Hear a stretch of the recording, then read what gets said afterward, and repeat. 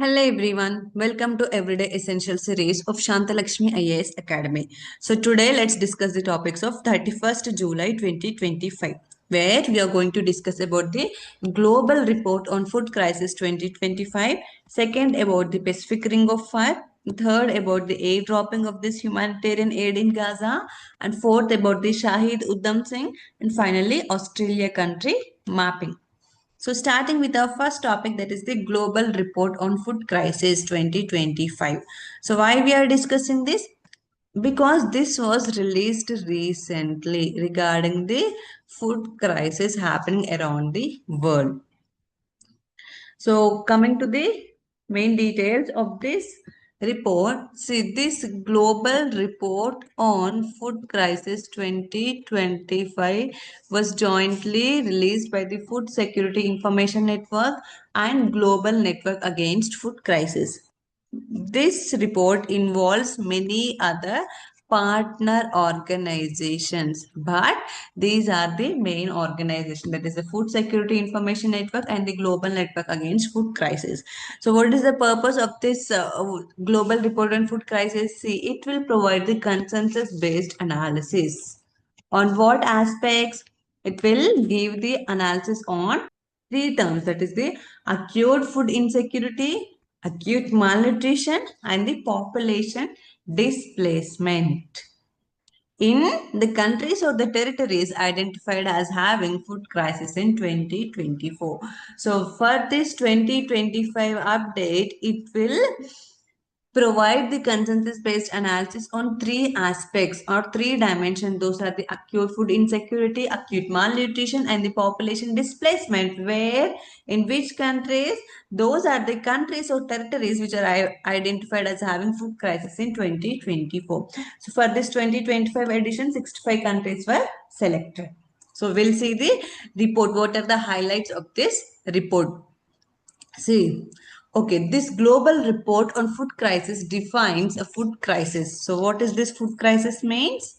Food crisis has a situation where acute food insecurity, remember, acute, there is extreme food insecurity is there, and that food insecurity requires urgent action. Urgent action. Why? To protect and save lives as well as livelihoods. So the countries which are facing this acute food insecurity requires urgent action in order to protect and save the lives and livelihoods at local, national levels, or exceeds the national resources and capacities to respond. This is defined as the food crisis nation or the food crisis state. See, it given two terms, two aspects to this food crisis, definition of this food crisis, where the country is having acute food insecurity and that requires the urgent action to protect and save the lives and livelihoods. After that, along with that, the nation which exceeds the national resources and capacity to respond. Those are defined as the food crisis states. And now coming to the report highlights. See, we discussed it will measure the analysis in three aspects, that is the acute food insecurity, acute malnutrition, and next is the people displacement, right? So with respect to this, people experiencing high level of food insecurity, it reported that in 2024 more than 294 million experienced this acute food insecurity, and that too in the out of 53 countries. It measured out of 64 countries in 53 countries or territories, the acute food insecurity is facing by more than 294 million people. And see, this is the sixth consecutive annual increase. And the number of people having experiencing this acute food insecurity are increasing every year. And this is the sixth consecutive annual increase. And see, famine. Famine was confirmed in the Sudan, the first time since 2020 globally. Yesterday, we discussed about the IPC classification, right? So, what is the context of this IPC classification discussion yesterday? This was considering to declare a man-made starvation which is happening in Gaza Strip as also the famine. So regarding that, famine was also confirmed in the Sudan by this IPC classification. In the first in the Zamzam area and other 17 locations in Sudan, it was declared as a famine. And the report also said that according to the IPC classification, this Gaza Strip also intended to come at the level of this famine situation. This was also said in this report. And now with respect to the countries, see, Nigeria, DRC, Bangladesh, Ethiopia, Myanmar and Pakistan. These nations, along with the Sudan, Yemen, Afghanistan and the Syria Republic, these 10 nations having the largest numbers of people facing high levels of insecurity, food insecurity. And whereas these countries, which are the Palestine, that is the Gaza Strip, South Sudan, Haiti, Namibia, Central African Republic, and Zambia, along with these 5 countries, that is the Sudan, Yemen, Afghanistan, and the Syrian Republic. These territories are the territories with the largest share of people have facing high levels of acute food insecurity. In these countries having the largest share of people and here the largest number of people. And see, these 5 countries, that is the Sudan, Yemen, Afghanistan and Syria Republic, are having the countries which are the countries which are having both these, the largest number of people and also the largest share of people having this high levels of acute food insecurity. And see, here Nigeria, Sudan and the Democratic of Republic have more than quarter of the population. More than quarter. These nations only we have the people facing with this acute food insecurity. And also, see the Afghanistan, Ethiopia, Nigeria, DRC, Syrian Arab Republic, and the Yemen have been in this phase since 2016. Have been in this list since 2016. That means these nations are facing the acute food insecurity. Acute food insecurity since 2016. And now moving to the acute malnutrition. See, in 2024, regarding the acute malnutrition, it said that 26 countries or territories were identified as having nutrition crisis. Those are the Sudan, Yemen, Mali and Palestine. The two in the Gaza Strip face the most severe nutrition crisis. With famine, IPC phase 5 yesterday we discussed, right, detected in Sudan, and areas in Yemen and Mali classified in extremely critical, and also the risk of famine in the Gaza Strip, which we have discussed this in yesterday's IPC classification of 5 phases. Now coming to the, see, 95.8 million people displaced in 2024.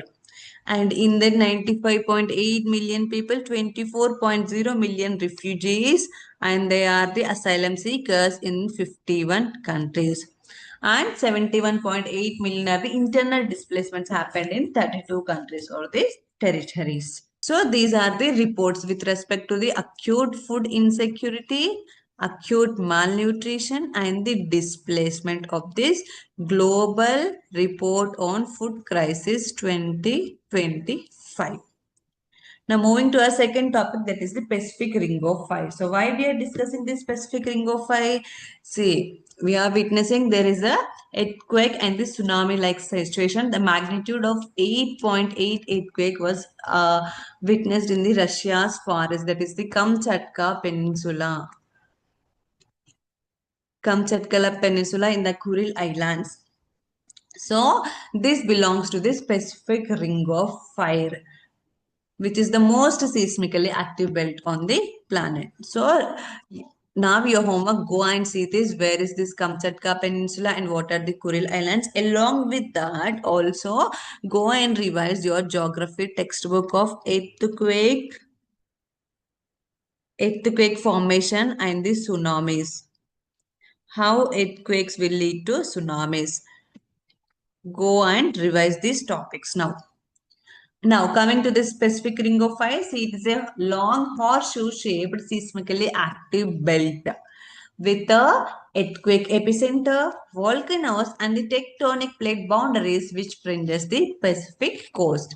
It spans over 40,000 kilometers and sharing a shores of more than 15 countries, including Russia, Japan, Indonesia, Philippines, New Zealand, Papua New Guinea, Chile, Peru, Mexico, United States, especially in the United States, Alaska and California, and the Canada. And this specific ring of fire is a subduction zone. So why it is the earthquake epicenter volcanoes and the tectonic plate boundaries subduction? Because it is a subduction zone. So what is this subduction zone? Plate tectonics in the earth's crust will subduct the plate which is more denser and with a huge mass, and the plate with the other lesser mass comparatively, this will subduct on this planet. So because of that, there is this fault happens on this earth crust, so the earthquake will happen. And in this specific ring of fire, this is actively 75% active volcanoes are present, and 80% of earthquakes, world's earthquakes happen in this ring of fire only. So you can see the ring of fire, this is the Pacific ring of fire area, which have many deep trenches also, which is most volcanically and the earthquake active and the plate tectonic fringe zone. And coming to the data with respect to the 10 strongest earthquakes in the last 20 years. See, this is the 8.8 earthquake magnitude, right? Yesterday's or July 30th, 2025 earthquake. And see, in the 2011, there was this 9.1 magnitude earthquake occurred in the Japan area, that is the Tohoku region. And next comes the 2010, that is also 8.8 in the Mal, Chile region. And next 2012 with 8.6 in the northern Sumatra, Indonesia, and in the year 2007 with 8.4 Bengkulu Islands in the Indonesia, and 2015 with 8.3 magnitude in the Chile, and 2013 with 8.3 magnitude in the Okhotsk Sea, that is also in the Kamchatka Peninsula of Russia, and next in 2006 8.3, that is at the Kuril Islands of the Russia's Far East, and in 2021 8.2 in the Alaskan Peninsula, and the 2018 with 8.2 in the Levuka, Fiji Islands. And this is the second largest earthquake magnitude, that is the 8.8. And moving to a third topic, that is the airdrops of humanitarian aid. So why we are discussing this? So the three countries have begun dropping boxes of aid by the parachute into the Gaza Strip after Israel announced it would allow aid drops. See, we have been witnessing the worst hunger crisis situated in Gaza, right? Situation in Gaza. Israel is not allowing the trucks, humanitarian aid loaded trucks, to pass to this Gaza Strip. So now it has said that yes, it will not allow the road trucks, but it will allow the aid drops to to include, to allow this food aid or essential humanitarian aid into this Gaza Strip. So what are those three countries? That is the United Kingdom, UAE, and the Jordan have started the aid dropping of aids into this Gaza zone. United Kingdom, UAE, and the Jordan. So we'll see what is this air dropping and how it will work. So you can see the picture of this here. Air dropping means it will be carried from a military plane. This is the air dropping, and this is the first pack of this air dropping which was received by the Gaza people. So this air dropping is done by the military airplanes carrying supplies, and in this the supplies are loaded onto pallets or the flat platforms. First, the supplies are loaded to a pallets or the flat platforms, and these are gently tied to the nets to stay fit in the airplanes, and these pallets are attached to the parachutes then. And these parachutes are pushed from the back of the aircrafts to reach the delivery sites. You can see in the last picture, see in the back of the aircraft, these are the pallets which are attached to the parachutes, and these are pushed from the aircraft. That's the military aircraft. So that's how the air droppings happen are happening, or Israel allowed to have, or Israel allowed to have this air dropping for humanitarian aid in the Gaza Strip. And what are the limitations of this air dropping? See, as the supplies are coming, it will be harmful to people sometimes because each pallet tons about 1200 or the 2000 tons, weigh about 2000 tons or tons. So carrying the food essentials, food, water, and other medical essentials. While dropping, there may be chance that these pallets will injure the people, and it will also lead to, due to the weight of these pallets, it will also lead to the damage of property. And compared with the road delivery truck, these airdrops are expensive. And for this airdropping facility, it will require the specialized cargo facilities as well as the expert crew to operate this all this mechanism. And there might be chance of damage of supplies like the medicines because of the falling from the air to the ground. So these are the airdropping humanitarian aid facilities. Now moving to a fourth topic, that is the Shahid Uddham Singh. So why we are discussing today? So today July 31st is the martyrdom day of the Shahid Uddham Singh. So let's know and remember and show our gratitude towards this Shahid Uddham Singh. And Shahid Uddham Singh, born in Punjab in 1899, and he was very deeply influenced by this or deeply saddened by this 1919 Jallianwala Bagh massacre, and he was influenced by the revolutionary ideas of the Bhagat Singh.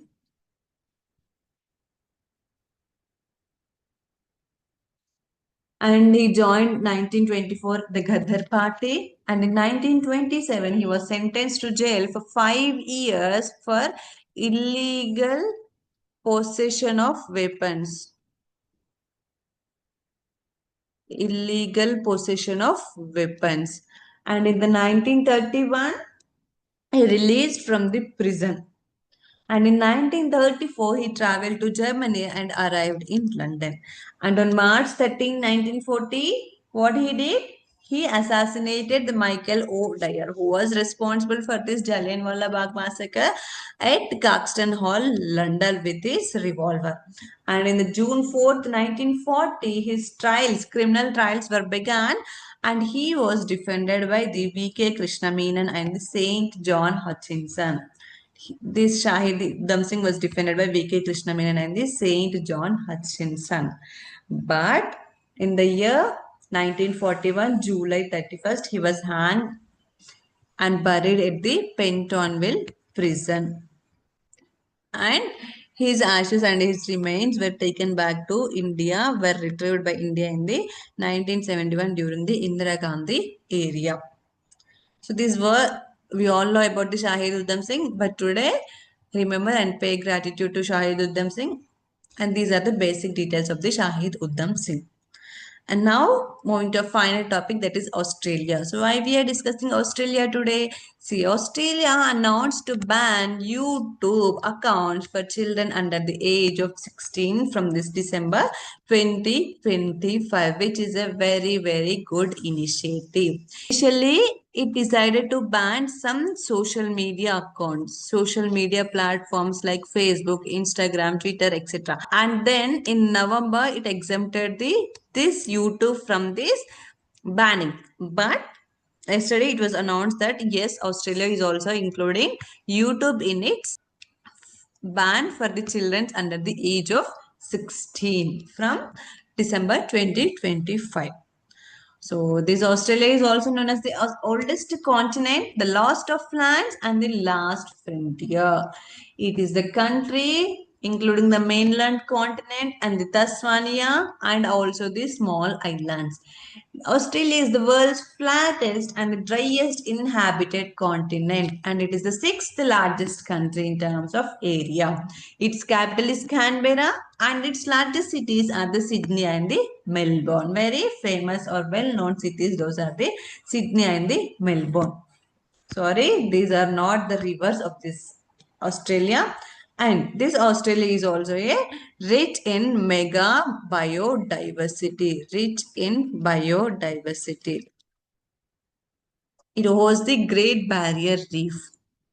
And you can see here, this is Australia. It is divided into 6 states. That is the Western Australia, Northern Territory, Southern Australia, Queensland, New South Wales, and the Victoria. And here it is Tasmania. So that's all for today. Thank you.